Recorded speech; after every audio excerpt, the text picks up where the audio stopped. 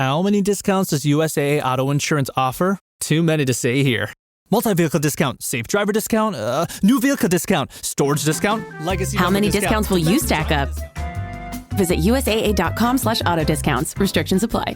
With a major selection of the looks your kiddos love, starting at just $4 in the Walmart app, a new school year means a stylish new them.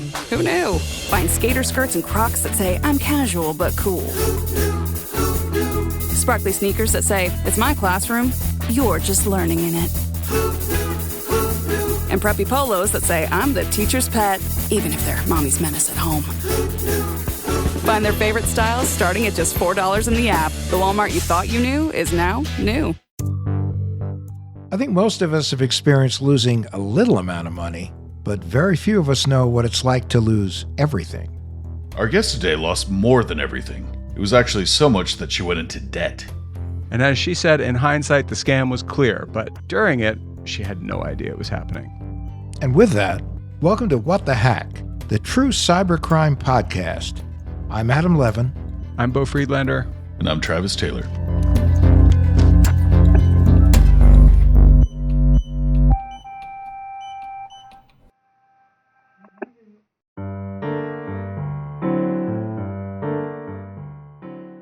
Carina, welcome to our show. Thank you for having me. So, where are you coming to us from?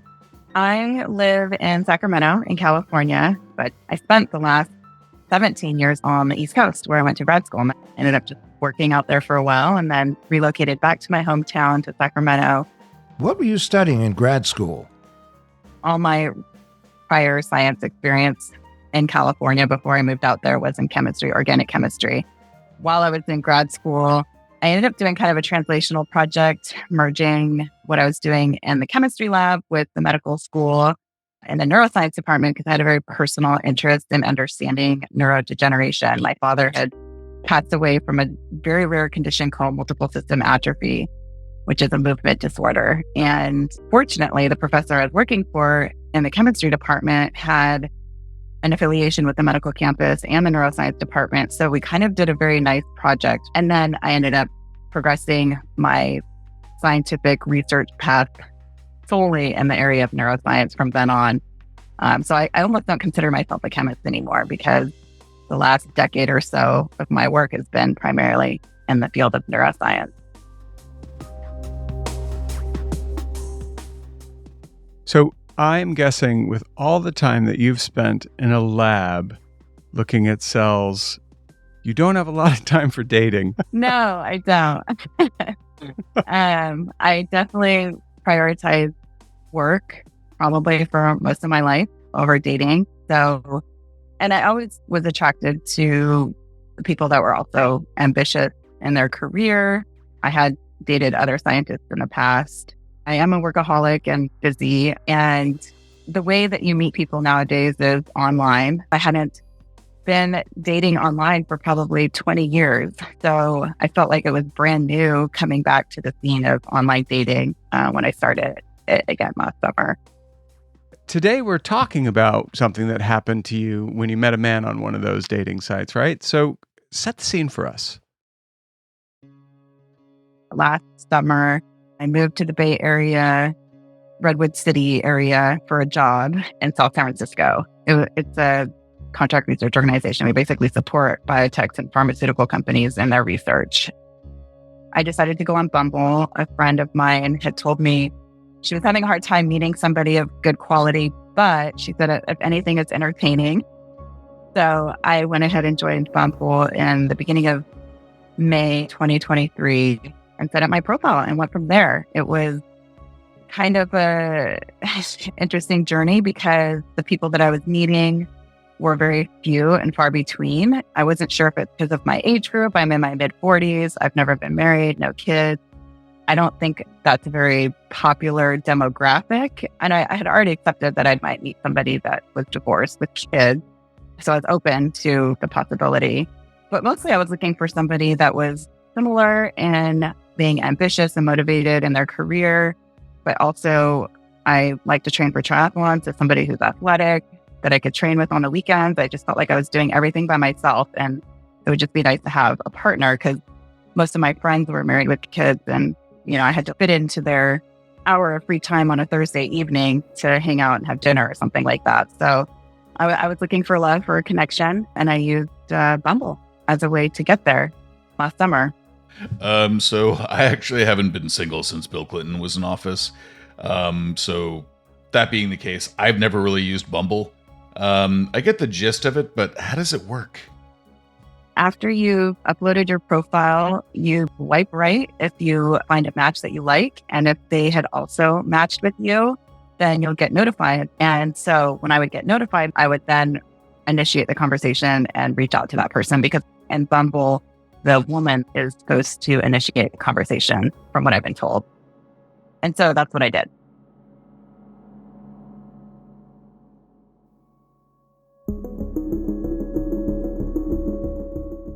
I had only been on it for about a week when I met Evan, and he was a very good looking, handsome man in my age group, lived locally, very ambitious in his career, and I was surprised to find had never been married with no kids.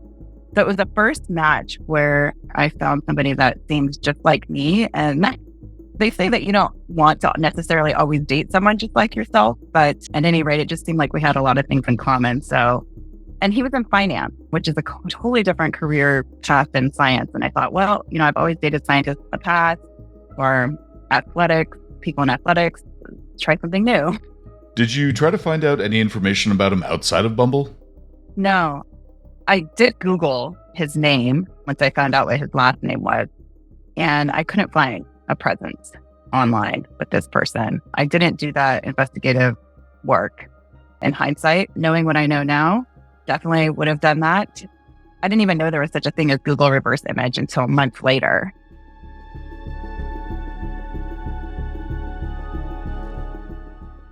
When you did the search and you didn't find anything, was that a red flag for you at all? It was. And I actually didn't do the search until about a couple weeks into conversing with him. I took his profile and who he was as a real person. Bumble did say as a disclaimer, they verify all their identities.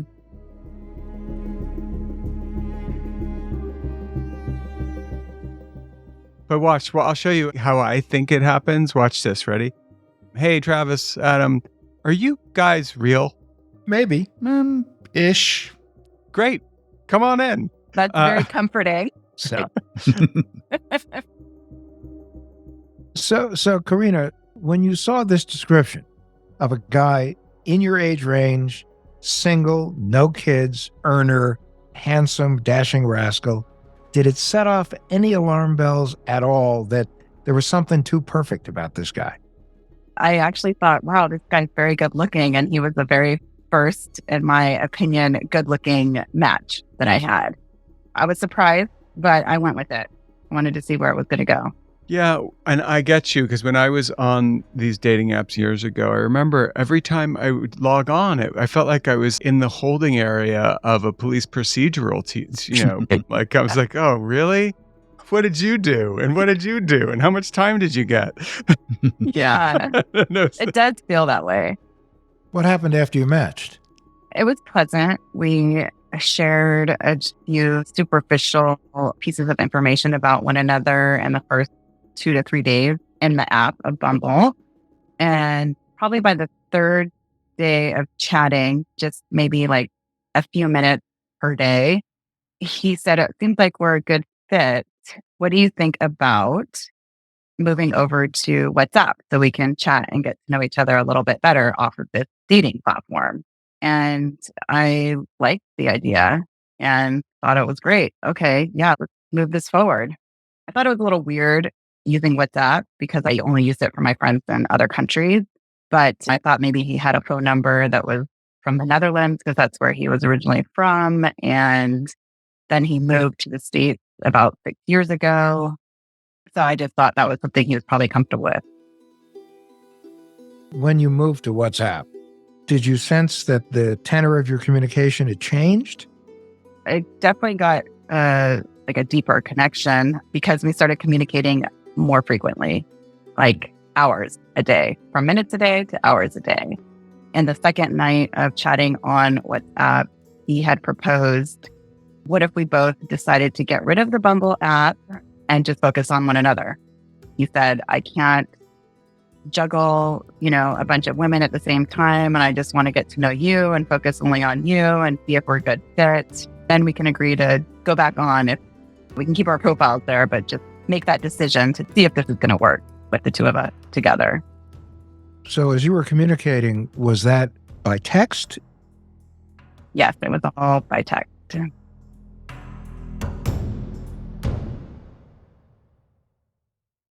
This episode is sponsored by Friskies, who would like to tell your cats hi. Now, if that didn't get your cat's attention, there is one thing that always does the trick. Just pour some Friskies crunchy food in the bowl and you'll hear those paws come running. Works every time. With so many Friskies choices, you can always bring your cats running from their secret napping spots. There's always more to explore. See for yourself at friskies.com or visit your local store. This episode is brought to you by Nespresso Virtuo Coffee Machines. Ready to enjoy the bold flavors of barista-quality Nespresso iced coffee at home? Simply fill a glass with ice and press the brew button on your Virtuo Pop machine to enjoy rich double espressos roasted to stand up even when chilled. Refreshingly bold iced coffee. Refreshingly easy to make at home. Visit Nespresso.com to shop now.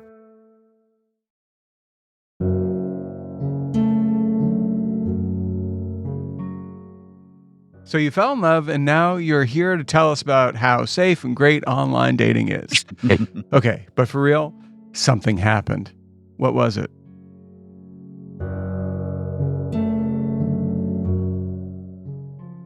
So what happened was we started to, I guess, quote unquote, date each other. And we were texting each other through this courtship, getting to know each other. He showed an excessive interest in my life and wanting to get to know me more than anyone had ever expressed interest before. And it made me feel quite special. I felt like, wow, finally, I met somebody who asks questions about who I am, cares about the answers, has very thoughtful responses, allowed me to get to know him and his past. He shared that he had gone through when he lived in the Netherlands and then came to the States and became successful financially through the help of his uncle, who had showed him a bunch of tricks of the trade in finance.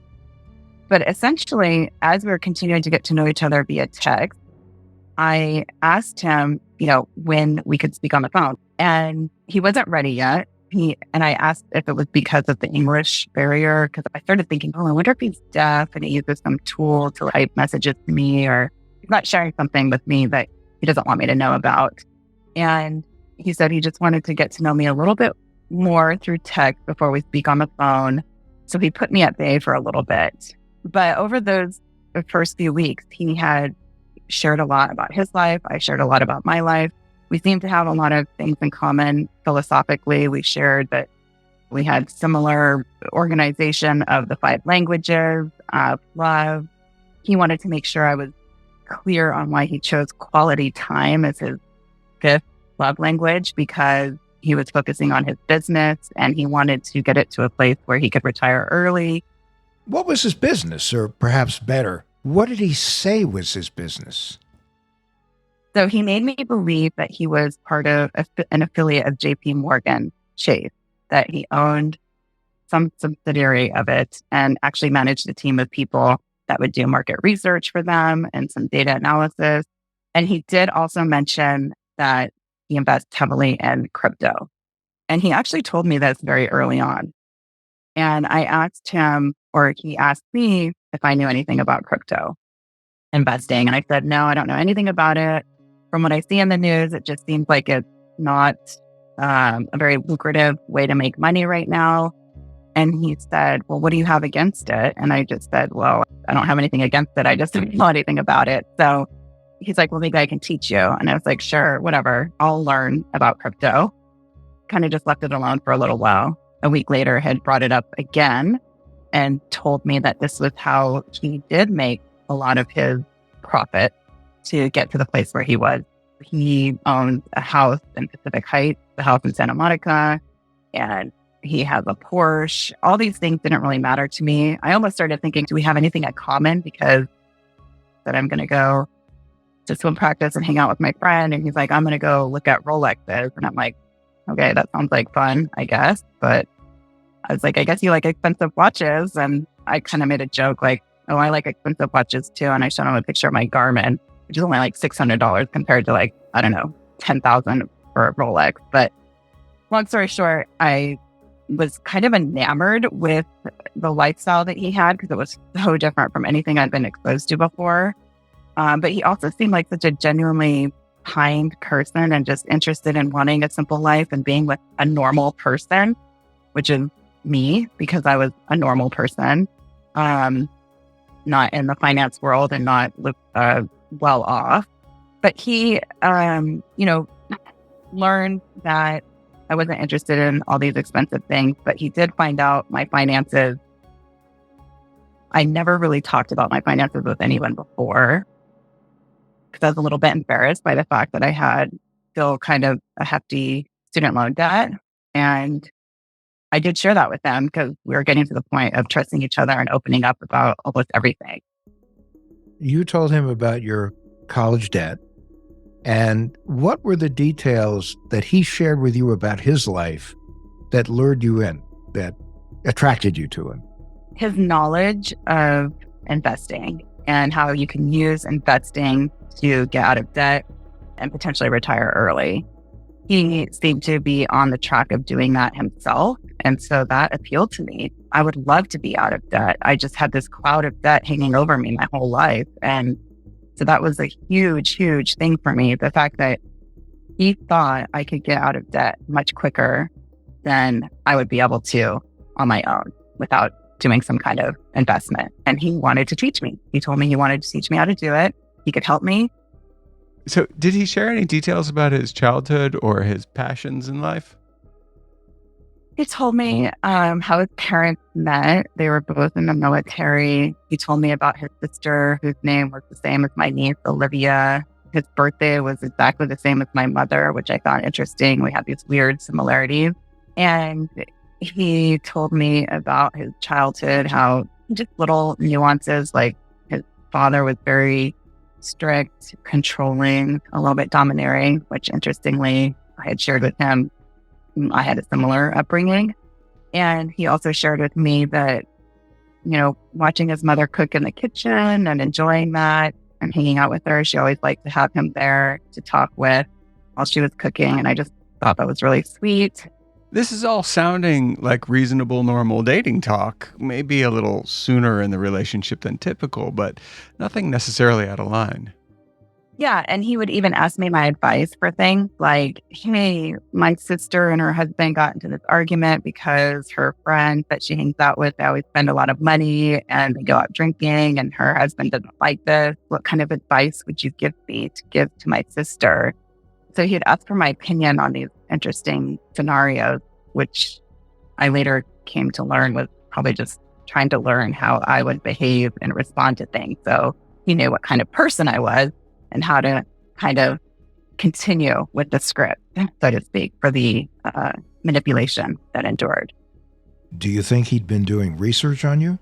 I wondered about that after the fact, but he did know, or he did tell me his birthday and his sister's name before I shared those things with him. So I really did think when you find something, even something so small and minute in common with somebody, it already makes you like attracted or like them or just want to talk to them. How much information is available about you online? Like, did you have a LinkedIn profile and a bunch of social media accounts and such, or are you pretty private? I'm actually a pretty private person, but I got rid of my Facebook account 4 years ago. Instagram never used, TikTok or Twitter, nothing, only for work. I did have a LinkedIn account that I use frequently for job searches and my current role. But the birthday thing was interesting because it's my mom's birthday. It's not my birthday. So I actually don't know how that's out in the public. There are some people search engines, they're called, and it'll tell you not just your name and address, but also former addresses, relatives, their birthdays, their locations and everything. And you can find it pretty quickly. Yeah, you became a research project for him, for sure. So it sounds like his real love language revolved around finance and money. Yes. Yes.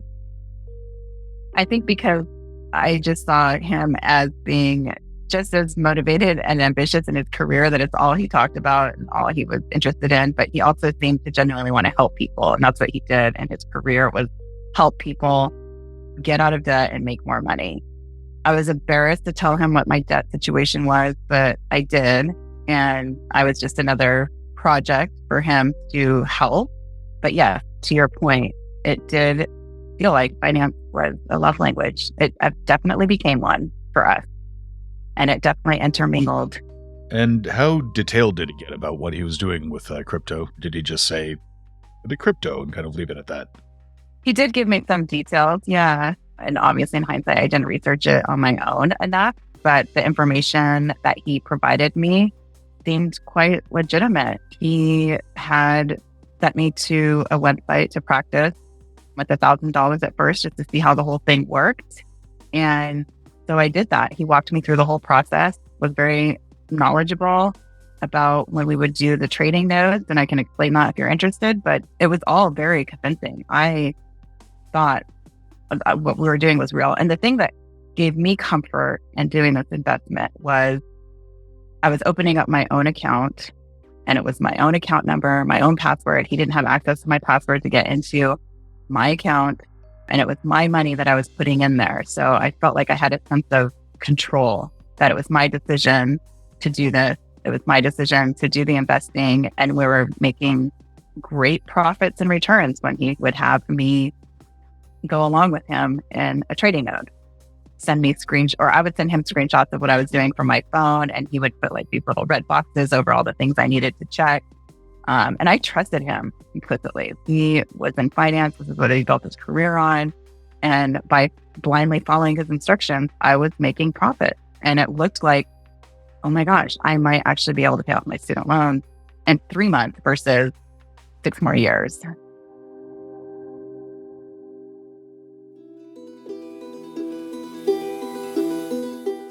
So after he showed me how to do the whole thing with $1,000, he even showed me how to withdraw. I withdrew a couple $100 back into my bank account so I could see that it can go in both directions. He said, now imagine if you put $20,000 in there, what profits you could make, because the more principal, the more profit, just like interest in a bank account. So I was like, what are you talking about? I don't just have $20,000 lying around. He left it alone for a few weeks before he brought it up again about me investing more money to make more money. And he had this idea of, why don't you take out a loan from your retirement, because you can, from the profits, you can always pull out the profits to pay off your loan and then keep investing and making profits in the trading node. Oh, if I take out a $30,000 loan for my retirement and I can pay it off in less than a month, I could probably pay it off before I even have to make the first. So I went for it, and I had put $5,000 in, and then I put $30,000 in. So now I was at about $36,000 into this investment platform. And we were trading enough to where I think I was somewhere around 55 or 57,000. And so I was seeing the promise and the hope of being able to pay off the retirement loan and my student loan with continued trading nodes, which happened once or twice a week. I'm sort of just wondering about the timeline here. How far into the relationship was it that he was telling you to take out a loan against your retirement? Maybe 7 weeks, because I took out that loan end of June. Is this like monopoly money to you? Is this not a big deal, or is this a reasonable investment for you? It was scary. So you were making some investments that were frightening, but they did seem to be paying off. And you had found yourself close to $60,000 with, at this point. And how much of that was winnings and how much of that was your initial investment? My initial investment was about $36,000 of that. So a little more than 50%. And that was what was called the recharge value. Now, the profits were almost close to 50%.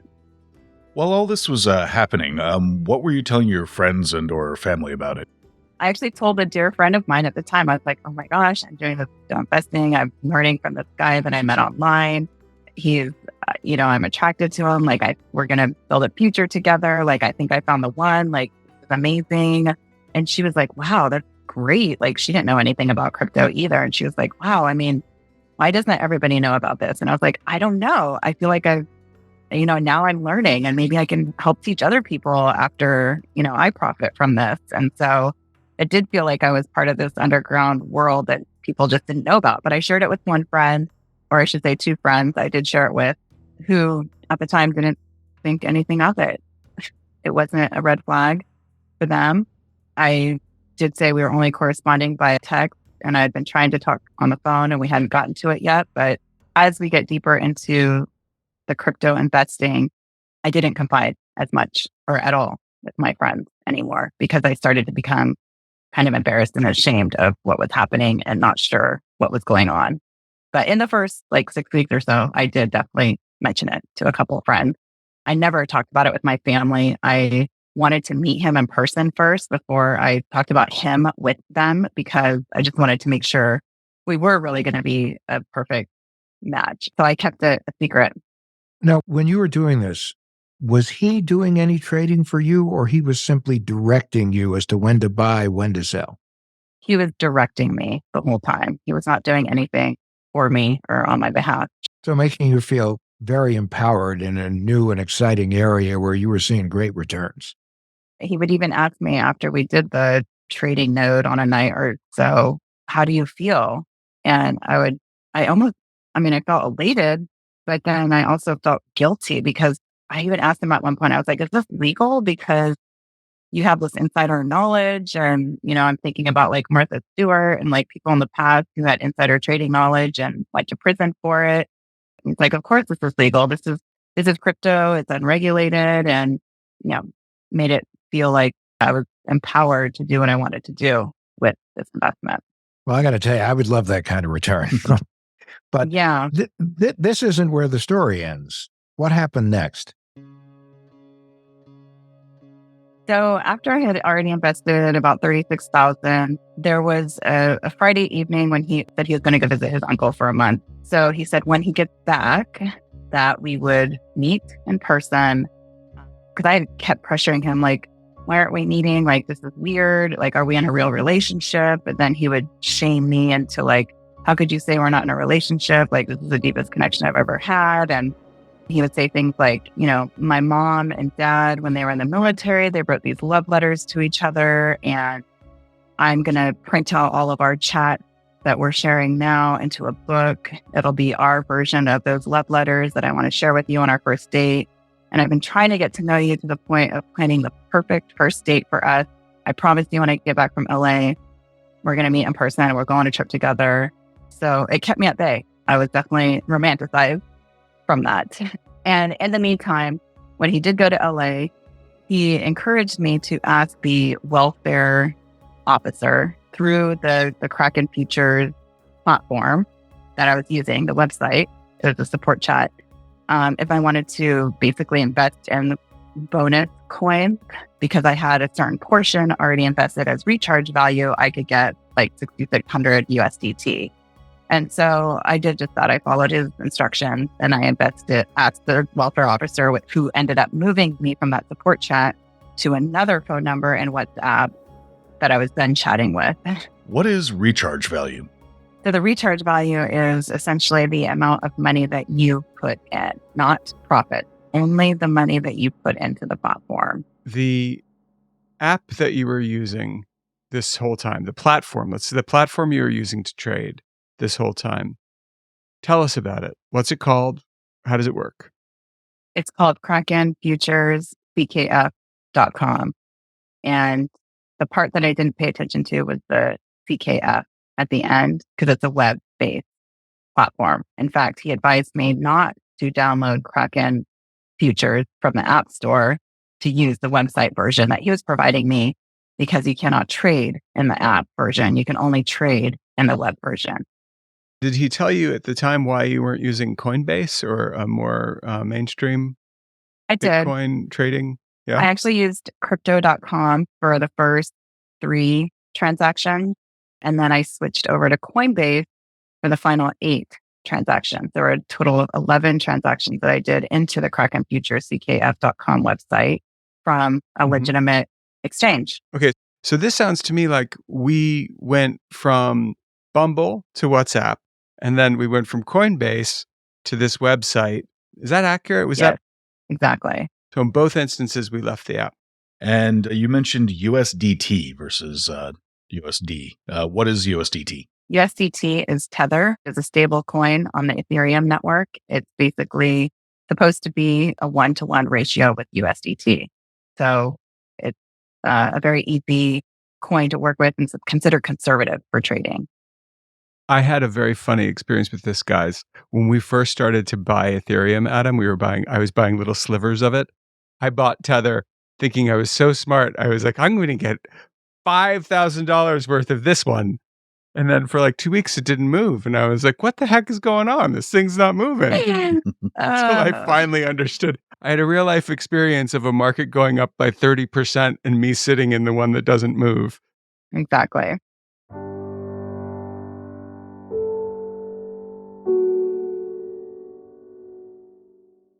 So that number in WhatsApp support person or welfare officer gave me 6,600 USDT. And then they sent me a sheet that had all these different recharge values and the profit of putting in those recharge values. It went from like 50 to 100 to 150, 500, etc. And Evan told me, why don't you register for the 150K event, which by the end of July 31st is when it ends. You will profit up to 70,000 USDT. He's like, look, you're going to have your student loans paid off. You'll have your other loan paid off. I didn't realize I had to put a recharge value of 150,000 in there, which meant I still needed another 115,000 to put in there to qualify for the 70,000 USDT. So to be clear, you only got a bonus of 70,000 USDT when you invested the 150,000? Exactly. Once I realized that, I was furious because I told him there's no way I can finish this event. And the welfare officer told me that our accounts or my account would be frozen and I wouldn't be able to use it normally or withdraw any other funds I'd already put in there unless I complete this event. And so I'm freaking out because I was already scared having put $30,000 for my retirement loan in there. That is a huge, significant amount of money. I'm already thinking about, holy crap, if I have to make monthly payment for my paycheck on that retirement loan, how much less my paycheck is going to be in the future. I'll have still my student loan debt. Anyway, all these thoughts are going through my head and I'm freaking out. And he's calming me down by saying, don't worry, I'll help you. I'll do what I can, but I need you to act. I need you to also do what you can to find the resources to complete this event because he said I had registered for the $500,000 event. So I also need to come up with liquidity to finish my event.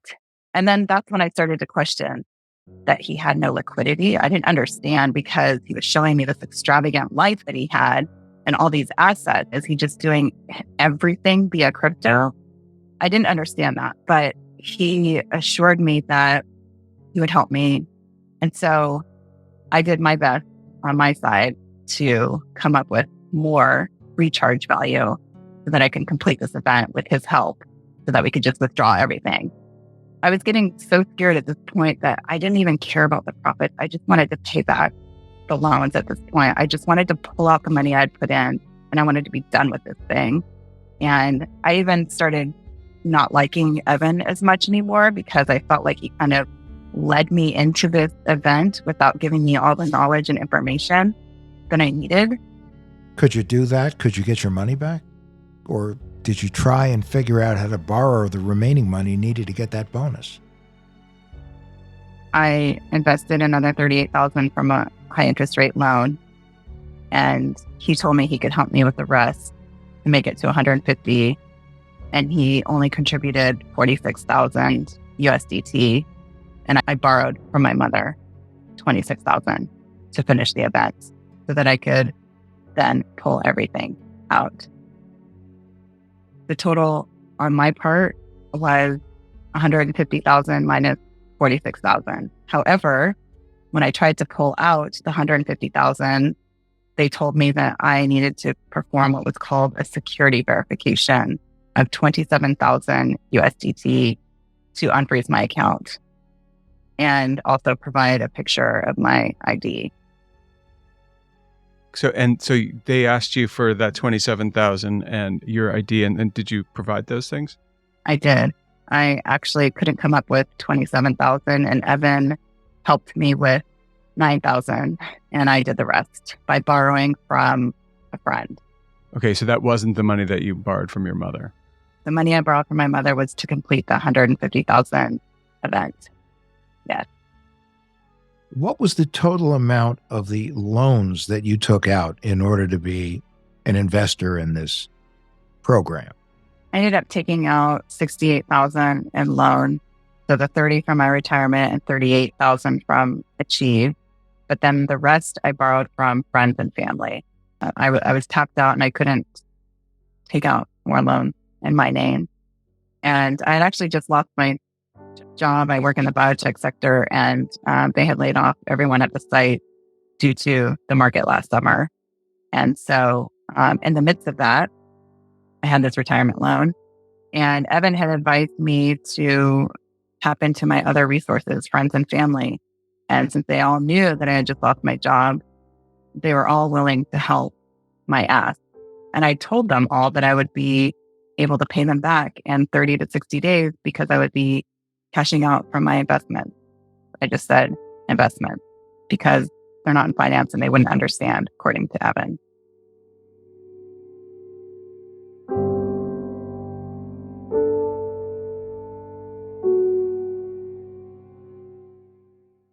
Just a quick look up here. The Kraken trading platform is kraken.com. Kraken Futures, CKF.com, says the site can no longer be reached.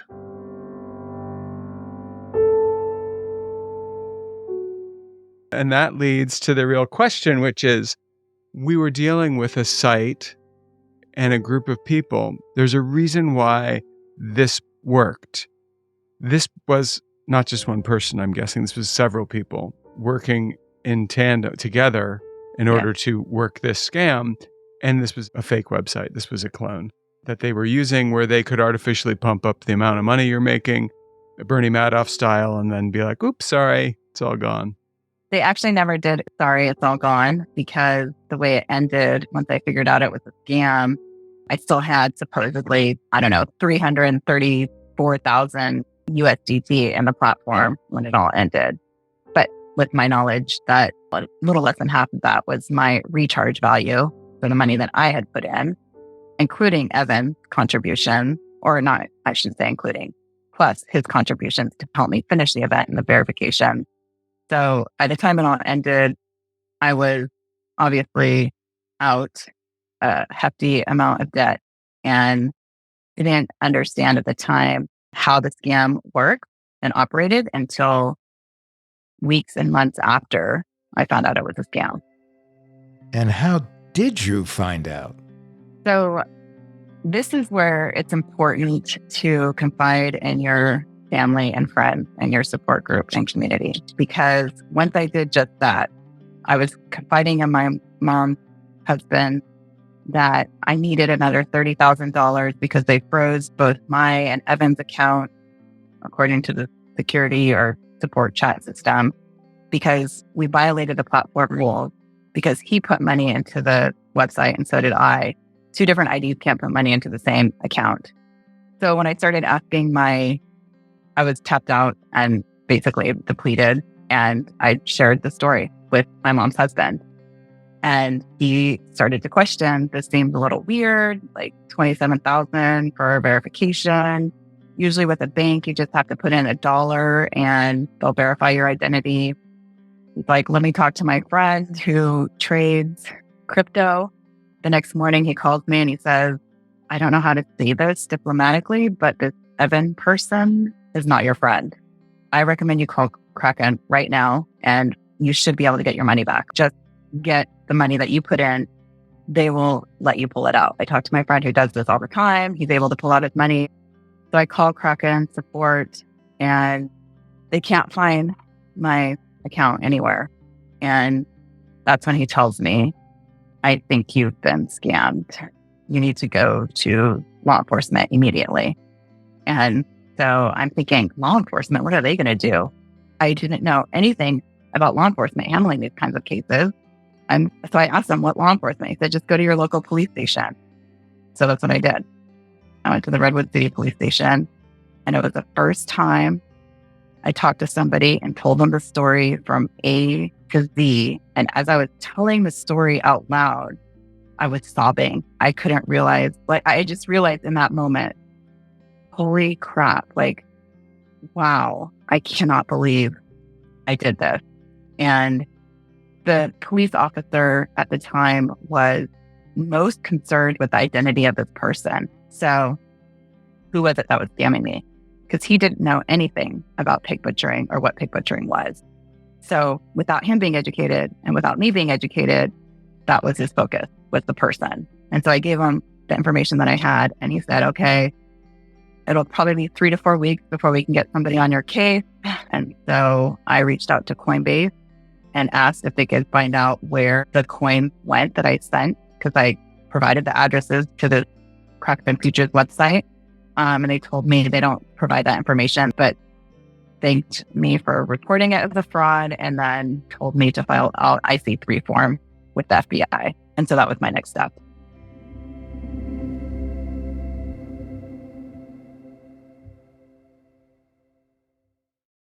Where do things stand now? I personally am in a much better place than I was back then. And financially, a little bit better, but not, I still have all this debt, more debt than I wished to have.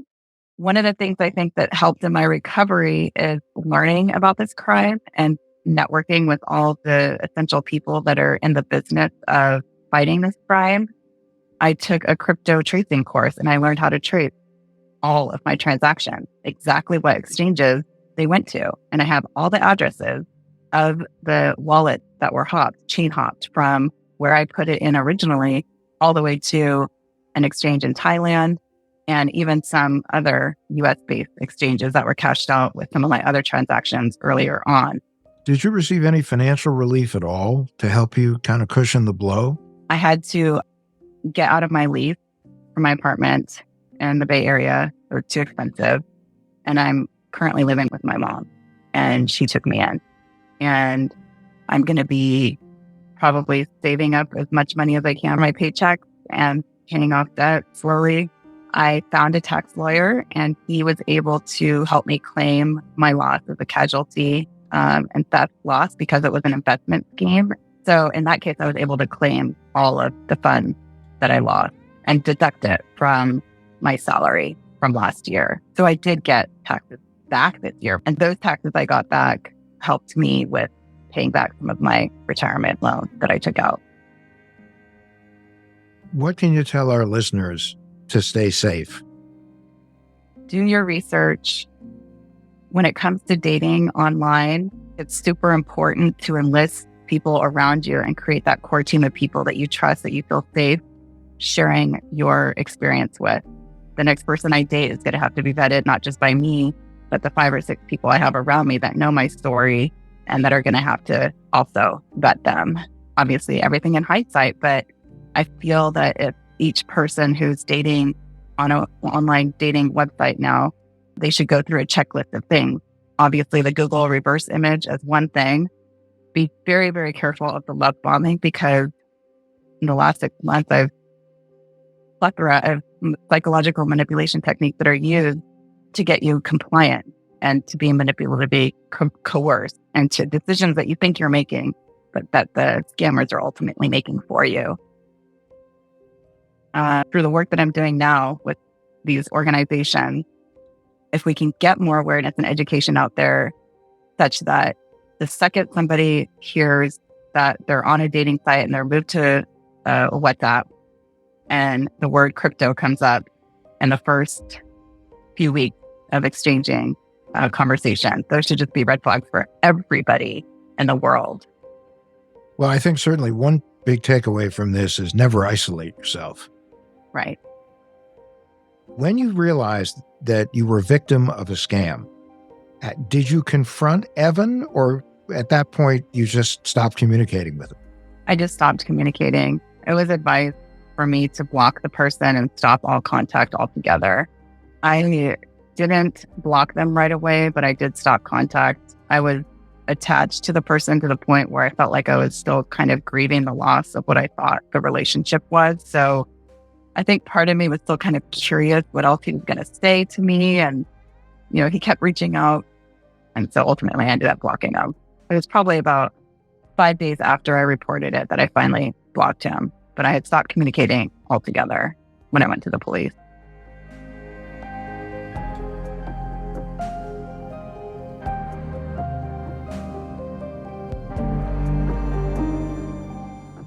It's clear that while technology can connect us in so many ways, it can also leave us vulnerable if we're not careful. Knowledge, vigilance, and community are key to keeping ourselves and our loved ones safe in the digital age. Carina, thank you so much for sharing your story with us. Thank you so much for joining us today. We learned a lot about pig butchering scams and how they work. Thank you. Thanks.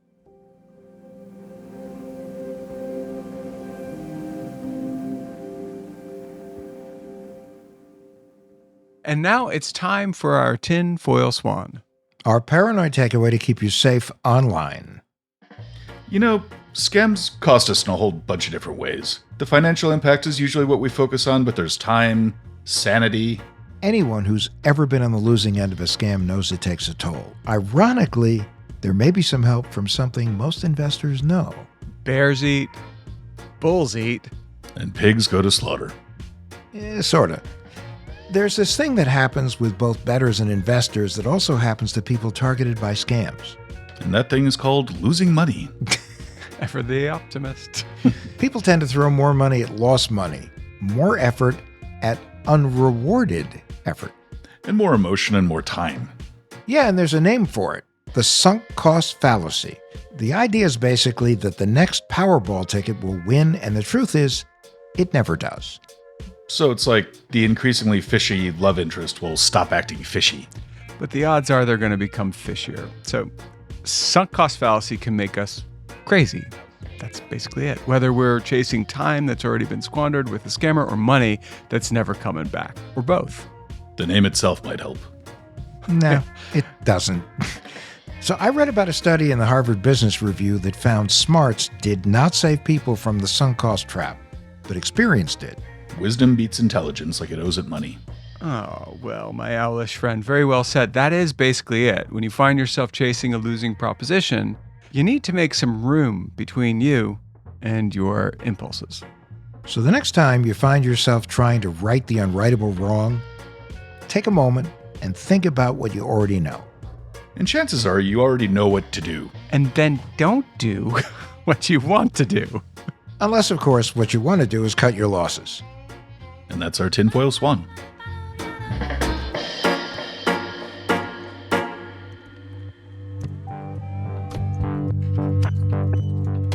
What the Hack with Adam Levin is a production of Loud Tree Media. You can find us online at adamlevin.com and on Instagram, Twitter, and Facebook at Adam K. Levin.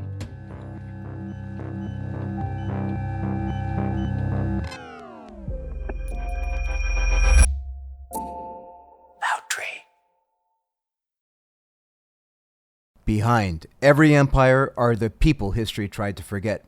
Lost Roman Heroes tells the stories of the remarkable characters who shaped Rome from its mythical beginnings to its final fall. Each episode blends armchair storytelling, sharp historical insight, and a bit of humor to bring these lost figures to life. From generals to scientists, from rebels to empresses, from priests to politicians, these lost Roman heroes have one thing in common. They stood up for civilization when the bad guys threatened, and in doing so, they changed the course of human history. If you're into history that's vivid, surprising, and deeply human, this show's for you.